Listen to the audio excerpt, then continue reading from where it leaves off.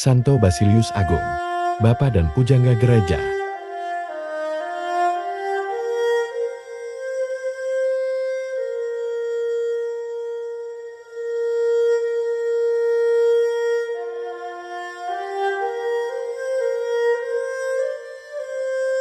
Saya, Santo Basilius, juga dikenal sebagai Santo Basilius Agung, adalah seorang teolog dan uskup Gereja Ortodoks Timur.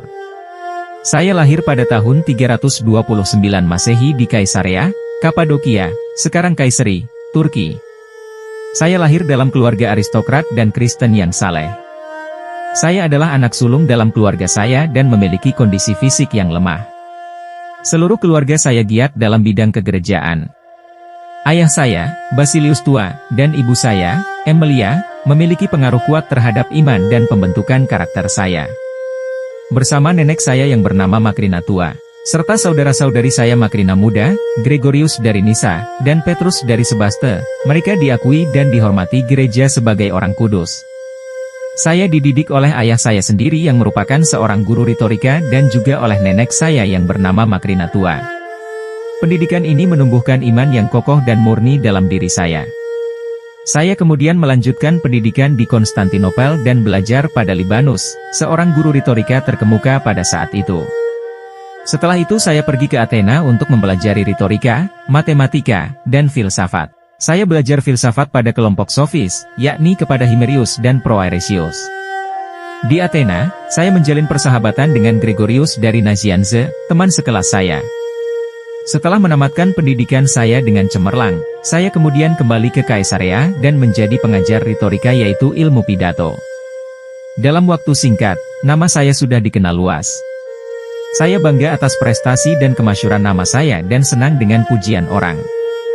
Oleh karena itu, lama-kelamaan saya menjadi sombong dan cenderung mencari hormat duniawi. Setelah saudara perempuan saya mengingatkan saya tentang kesombongan saya mulai bertobat dan dibaptiskan. Lalu saya berseru, aku telah menyia-nyiakan banyak waktu pada kebodohan dan menghabiskan hampir semua tenaga kerja muda saya pada kesia-siaan, dan pengabdian kepada kearifan yang telah dibuat bodoh oleh Allah. Tiba-tiba aku terbangun dari tidur nyenyak. Aku melihat cahaya indah dari kebenaran Injil, dan aku mengenali kehampaan kebijaksanaan para pangeran di dunia ini. Juga atas pengaruh kakak saya Makrina Muda dan kedua adik saya mulai tertarik pada corak hidup membiara.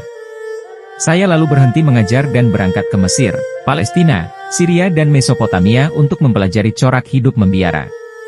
Sekembalinya dari perjalanan itu, saya membagi-bagikan kekayaan saya pada orang miskin dan bersama Petrus dari Sebaste adik saya membangun suatu biara pertapaan di Pontus. Di tempat itu, saya bertapa dan menjalani hidup yang keras bersama dengan beberapa rekan saya. Aturan hidup membiara di Pontus mengikuti contoh dari Santo Pachomius dari Mesir. Kehidupan membiara yang saya bangun merupakan bentuk kehidupan membiara yang pertama di Asia Kecil. Oleh karena itu, saya digelari sebagai Bapak Perintis Hidup Membiara di Gereja Timur. Di Gereja Barat pengaruh saya dikenal melalui Santo Benediktus, pendiri Ordo Benediktin dan Abbas Biara Monte Cassino. Pada tahun 370, saya diangkat menjadi Uskup Kaisarea, menggantikan Uskup Eusebius. Saya dikenal sebagai seorang uskup yang berwatak tegas dan bersemangat. Kepandaian, kesucian dan kerendahan hati menjadikan saya tokoh panutan bagi umat-umat saya dan uskup lain. Selain giat membela kebenaran ajaran Kristiani terhadap serangan kaum Arian, saya juga memperhatikan kepentingan umat saya, terutama mereka yang miskin dan melarat. Karya sosial yang saya rintis amat luas dan modern. Kaum kaya yang tidak mau mempedulikan sesamanya yang miskin dan melarat, saya kecam dengan sangat keras. Saya membangun sebuah rumah sakit bernama Basiliad untuk menampung orang sakit kusta. Untuk membela dan mempertahankan ajaran iman Kristiani terhadap ajaran sesat Arianisme, saya menerbitkan banyak buku liturgi dengan berbagai pembaharuan. Saya dikenal karena kontribusi besar saya dalam mengembangkan teologi Trinitarian dan menegaskan doktrin Trinitas di mana saya membela keesaan substansial antara Bapa, Anak, dan Roh Kudus.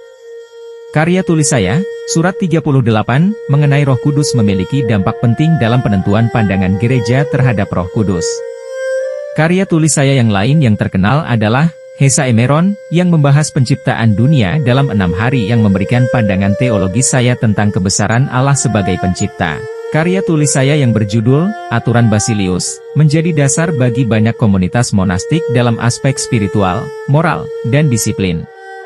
Meskipun badan saya amat kurus karena hanya makan roti, garam, dan sayuran, serta hidup tapa yang keras dan penyakit, namun semangat pelayanan saya tak pernah pudar.